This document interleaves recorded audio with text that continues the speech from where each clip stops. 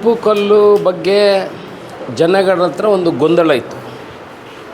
ಅದಕ್ಕೆ ಸರ್ಕಾರ ಮಟ್ಟದಲ್ಲಿ ಚರ್ಚೆ ಮಾಡಿ ಅವರು ಕೆಂಪು ಕಲ್ಲನ್ನು ಯಾರ್ಯಾರು ತೆಗಿತಾರೆ ಅವರೆಲ್ಲ ಯೂನಿಯನ್ನ ಸದಸ್ಯರನ್ನು ಸೇರಿಸಿ ಮೀಟಿಂಗ್ ಮಾಡಿ ಅವರು ಒಂದು 3 ಬೇಡಿಕೆಗಳನ್ನು ಕೊಟ್ಟಿದ್ದರು. ಆ 3 ಬೇಡಿಕೆಯಲ್ಲಿ ಒಂದು ಅವ್ರದ್ದು ಏನಿದ್ದದಂತ ಹೇಳಿದರೆ, ಮೇಯ್ನ್ ಬೇಡಿಕೆ ಇದ್ದದ್ದು ರಾಯಲ್ಟಿಯನ್ನು ಕಡಿಮೆ ಮಾಡಬೇಕು. 245 ರೂಪಾಯಿ ಇರುವಂಥ ಪರ್ ಟನ್ನಿಗೆ 245 ರೂಪಾಯಿ ಇರುವಂಥ ರಾಯಲ್ಟಿಯನ್ನು 100 ರೂಪಾಯಿಗೆ ಮಾಡಬೇಕು ಅಂತ. ಅದನ್ನು ಮಾಡುವಂಥ ಕೆಲಸವನ್ನು ಸರ್ಕಾರ ಮಾಡಿದೆ. ಎರಡನೇ ಬೇಡಿಕೆ ಇದ್ದದ್ದು ಅವರ ಲೈಸೆನ್ಸ್ ಅವಧಿಯನ್ನು 6 ತಿಂಗಳಿತ್ತು, ಅದನ್ನು 2 ವರ್ಷಕ್ಕೆ ಮಾಡಬೇಕು ಅಂತ ಅವರ ಬೇಡಿಕೆ ಇತ್ತು. ಅದನ್ನು ಈಗ ಸರ್ಕಾರ 1 ವರ್ಷಕ್ಕೆ ಮಾಡಿದೆ. ಯಾಕೆ 1 ವರ್ಷಕ್ಕೆ ಅಂತ ಮಾಡಿದೆ ಅಂತ ಹೇಳಿದರೆ, ಇವರು 2 ವರ್ಷ ಡಿಗ್ ಮಾಡ್ಕೊಂಡು ಹೋದರೆ ಅಲ್ಲಿ ದೊಡ್ಡ ಗುಂಡಿಯಾಗಿ ಎಷ್ಟೋ ಸಾವುಗಳು ಸಂಭವಿಸಿದ ಇತಿಹಾಸದಲ್ಲಿ ಇದೆ. ಅದಕ್ಕೆ ಬಿದ್ದು ಮೊನ್ನೆ ಕೂಡ ನೀವು ನೋಡಿರ್ಬೋದು, ಒಂದು ಸಾವು ಸಂಭವಿಸಿದೆ ಮಂಗಳೂರಿನಲ್ಲಿ. ಅಂದರೆ ಗುಂಡಿ ಮಾಡಿರೋದು, ಅದನ್ನು ಹಾಗೇ ಬಿಟ್ಟು ಹೋಗೋದು.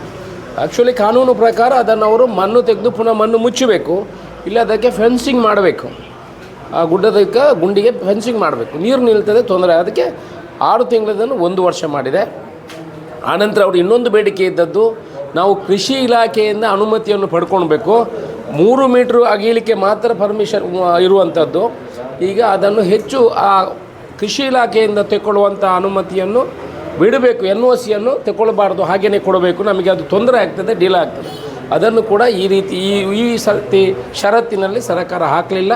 ಅವರ 3 ಬೇಡಿಕೆಗಳನ್ನು ಕೂಡ ಸರ್ಕಾರ ಮಾಡುವಂಥದ್ದು ಕೆಲಸ ಆಗಿದೆ. ಈಗ ಹೆಚ್ಚು ದರದಲ್ಲಿ ಮಾಡ್ತಾರೆ.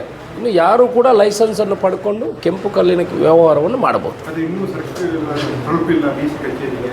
ನೋಟಿಫಿಕೇಷನ್ ನಿನ್ನೆ ಮೊನ್ನೆ ಆಗಿದೆ. ಇನ್ನು ಒಂದು 2-3 ದಿವಸದಲ್ಲಿ ಬರ್ತದೆ. ಕ್ಯಾಬಿನೆಟ್ ಆಗಿ ನೋಟಿಫಿಕೇಷನ್ ಆಗಿ ಎಲ್ಲ ಬಂದಿದೆ. 2-3 ದಿವಸದಲ್ಲಿ ಇನ್ನು ಮುಂದೆ ಮಾಡುವಂಥ ಲೈಸೆನ್ಸ್ಗೆ ಇದೇ ಅನ್ವಯ ಆಗ್ತದೆ.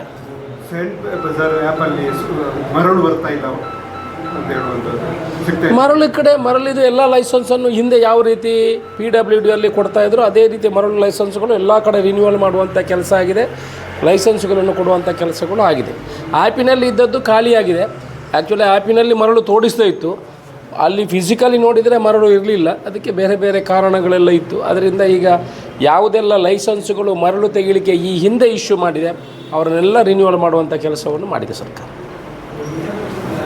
ಇದು ಈಗ ಇರುವಂಥ ಏನು ಒಂದು ದರ ಏರಿಸಿರುವಂಥದ್ದು, ಇದು ನಮ್ಮ ಟ್ರೇಡರ್ಗಳೇ, ಕಲ್ಲು ಸಪ್ಲೈ ಮಾಡುವವರೇ ಮಾಡಿದ ಹೊರತು ಬೇರೆ ಏನಿಲ್ಲ.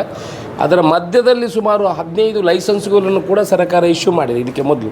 ಈಗ ನೆಕ್ಸ್ಟ್ 1 ವಾರದ ನಂತರ ಇದರ ಪ್ರಕಾರ ಎಲ್ಲ ಲೈಸೆನ್ಸ್ಗಳು ಅನ್ವಯ ಆಗಿ ಇದನ್ನು ಮಾಡುವಂಥ ಕೆಲಸವನ್ನು ಮಾಡ್ತೇವೆ. ಹಿಂದೆ ಇದ್ದಂಥ ಅಲ್ಲಿ ಆಗದಿದ್ದರೆ ಅದರ ರಾಯಲ್ಟಿಯನ್ನು ಹಾಕಬಾರ್ದು ಅಂತ ಅದನ್ನು ಕೂಡ ಸರ್ಕಾರ ಕನ್ಸಿಡರ್ ಮಾಡಿ. 60 ರೂಪಾಯಿ ಇದೆ, 45 ಅಲ್ಲ, 60 ರೂಪಾಯಿಗೆ. ನಾನು ಕೂಡ ಬಿಲ್ಡರ್, ನನಗೆ 60 ರೂಪಾಯಿಗೆ ನಾನು ತಗೊಂಡಿರುವಂಥದ್ದು. ಇದು ಆ ಸಪ್ಲೈ ಯಾರು ಮಾಡ್ತಾರೆ ಅವರೇ ಸೇರಿಸ್ಕೊಂಡು ಮಾಡದೆ ಹೊರತು ಕಲ್ಲು ತೆಗಿಯೋದೇ ಅಲ್ಲ. ಕಲ್ಲು ಹಾಗೇ ತೆಗಿತಾ ಇದ್ದಾರೆ, ಬೇರೆ ಕಡೆಯಿಂದಲೂ ಕಲ್ಲು ಬರ್ತಾ ಇದೆ. ಇಲ್ಲಿ ಯಾರು ಕೂಡ ಲೈಸೆನ್ಸ್ದಾರರು ಇಲ್ಲ, ಎಲ್ಲ ಬೇರೆ ಕಡೆಯಿಂದ ತರ್ತಾಯಿದ್ರು. ಈಗ ಬೇರೆ ಕಡೆಯಿಂದ ತಂದು ಸಪ್ಲೈ ಹೆಚ್ಚು ದರಕ್ಕೆ ಸಪ್ಲೈ ಮಾಡ್ತಾರೆ. ಇನ್ನು ಯಾರೆಲ್ಲ ಇಲ್ಲಿ ಲೈಸೆನ್ಸ್ ಪಡ್ಕೊಳ್ಳಿಕ್ಕೆ ಅವರಿಗೆ ಇಚ್ಛೆ ಇದೆ, ಅವ್ರು ಲೈಸೆನ್ಸ್ ಪಡ್ಕೊಂಡು ಸರಬರಾಜು ಮಾಡ್ಬೋದು.